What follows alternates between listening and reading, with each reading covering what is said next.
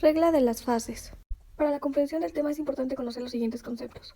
Un sistema es la porción de materia aislada en un recipiente inerte, una fase es una parte homogénea de un sistema. Los grados de libertad son el número de variables intensivas, es decir, aquellas que no dependen de la cantidad de materia. Componente se refiere al mínimo número de especies químicamente independientes para describir la composición de cada fase del sistema. Un diagrama de fase va a ser la representación gráfica de las fases presentes en un sistema material en función de variables como la temperatura, presión y composición, es decir, son la representación gráfica de las condiciones termodinámicas de equilibrio. La regla de las fases establece una relación fija entre el número de grados de libertad de componentes y de fases presentes.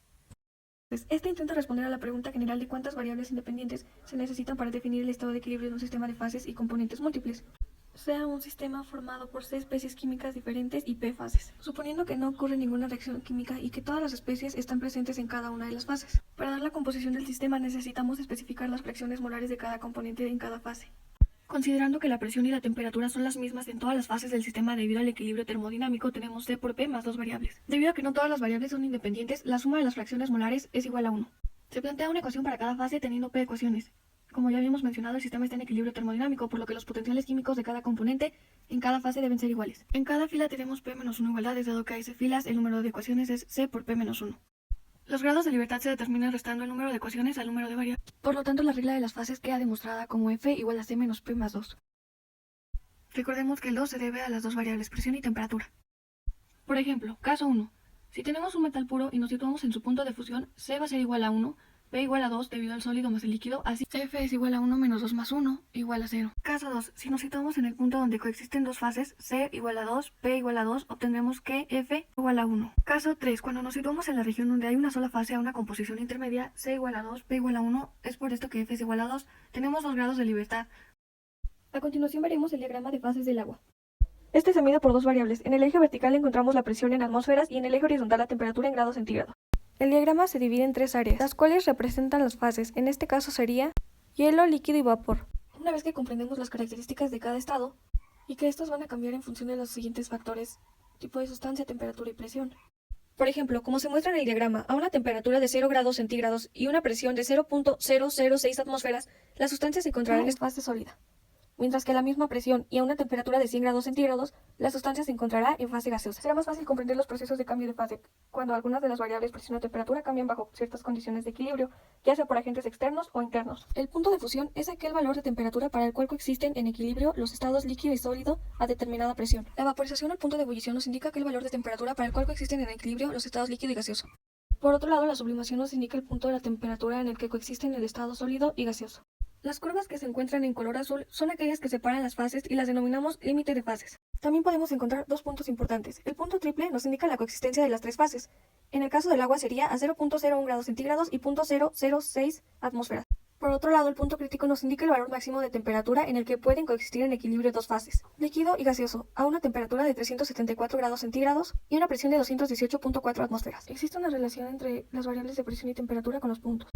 A continuación se muestran dos diagramas de fases, el del dióxido de carbono y el del agua, con la finalidad de realizar una comparación. Pues como sabemos, el diagrama para cada uno es distinto, obteniendo así los siguientes resultados. El punto crítico para el agua lo encontramos a 374 grados centígrados y 218.4 atmósferas, mientras que el del dióxido de carbono lo encontramos a 31.1 grados centígrados y 73 atmósferas. El punto triple para el agua se encuentra a 0.01 grados centígrados y 0.006 atmósferas. El del dióxido de carbono a menos 56.6 grados centígrados y 5.11 atmósferas. En distintos puntos podemos encontrar interfases y fases. Sin embargo, el punto crítico y el triple son fijos.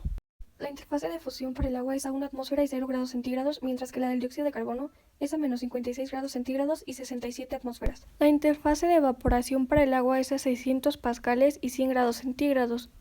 Para el dióxido de carbono es a 25 grados centígrados y 67 atmósferas. Cabe resaltar que este cambio de estado va a depender de la temperatura y la presión, mientras que el volumen va a depender de la cantidad con la que se trabaja.